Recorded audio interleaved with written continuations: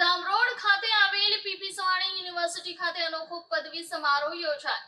વિદ્યાર્થીઓએ દૈવિક હવન કરીને પદવી મેળવી હતી। કાર્યક્રમમાં શિક્ષણ જગતના મહાનુભાવો હાજર રહ્યા।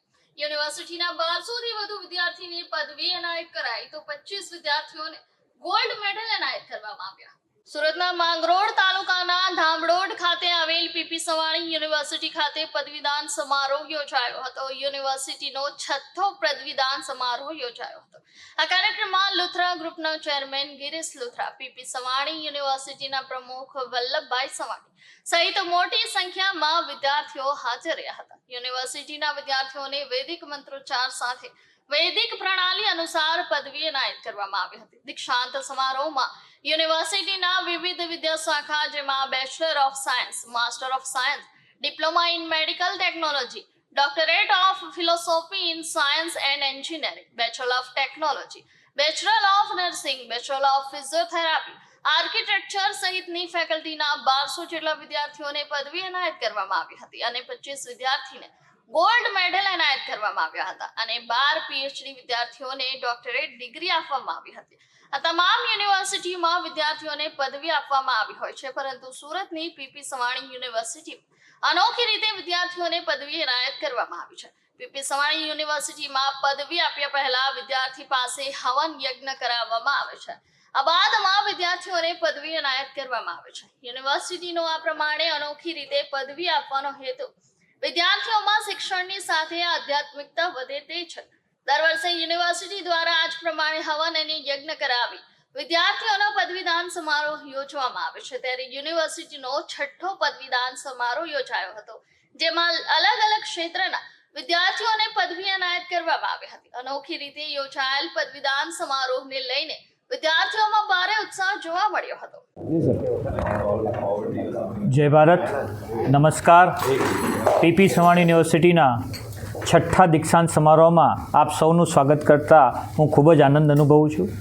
અમારા પ્રેસિડેન્ટ શ્રી વલ્લભભાઈ સવાણી તથા સમગ્ર ટ્રસ્ટી મંડળ એક નવા વિચાર સાથે હંમેશા આવતા હોઈએ છીએ અને આ વર્ષના અમારા દીક્ષાંત સમારોહ આપણી જે થીમ છે 150 વર્ષ વંદે માતરમના થઈ રહ્યા છે, તો એને અનુલક્ષીને અમે આ દીક્ષાંત સમારોહમાં ખાસ આયોજન કરી રહ્યા છીએ। યજ્ઞ તો અમે દર વર્ષે કરતા જ હોઈએ છીએ। સંસ્કાર સાથે શિક્ષણ મળે એના માટે પીપી સવાણી યુનિવર્સિટી હંમેશા પ્રયત્નશીલ રહી છે અને એમાં ટેકનોલોજીનો સમન્વય કરી અને આજના સમયને અનુરૂપ કઈ રીતે શિક્ષા આપી શકાય અને એક સારા નાગરિક બનાવી શકાય એ માટે અમારો પ્રયત્ન રહે છે। અને આની પ્રેરણા માટે અમારી સાથે આ વખતે ગિરીશભાઈ લુથરા અને મહેતા સાહેબ છે, જે સેમિકન્ડક્ટર ઇન્ડસ્ટ્રી અને એન્વાયરમેન્ટ ઇન્ડસ્ટ્રીના દિગ્ગજ કહેવાય।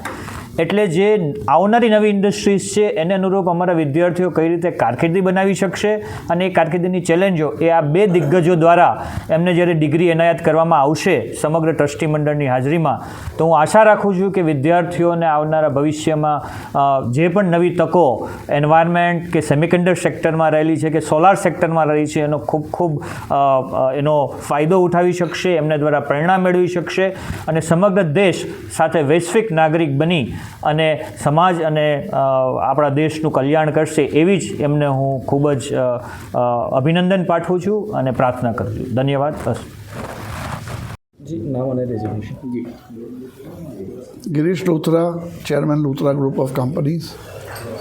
આજે જે કાર્યક્રમો રાખવામાં આવ્યો છે કાર્યક્રમ સંદર્ભે શું કહેશો? પીપી સવાણી યુનિવર્સિટીનું દીક્ષાંત કાર્યક્રમ, 6th દીક્ષાંત કાર્યક્રમ, દેટ ઇઝ આપણે બીજી યુનિવર્સિટીમાં જેને કોન્વોકેશન કહેતા હોઈએ અને અહીંયા મેન્ટેનિંગ સનાતન રિસ્પોન્સિબિલિટી એન્ડ ઇન્ડિયન કલ્ચર આપણે એને દીક્ષાંત સમારોહ કહીએ છીએ અને 1200+ છોકરાઓ આમાં પોતાની ડિગ્રીઝ લેશે। Good achievement as university. Culturally હવન પછી એ સમારોહ થશે। આ યંગ છોકરાઓને આપણે એક જ મેસેજ આપવાનો હોય કે જ્યારે તમે કોલેજમાં જ્યાં તમે તમારું કેરફુલનેસ બહુ છે, ટીચર છે તમારું ધ્યાન રાખે છે, તમારો આખો સિસ્ટમ પ્લાન્ડ છે, પણ રિયલ વર્લ્ડમાં જાઓ તો એ પ્લાન્ડ નથી રહેવાનું।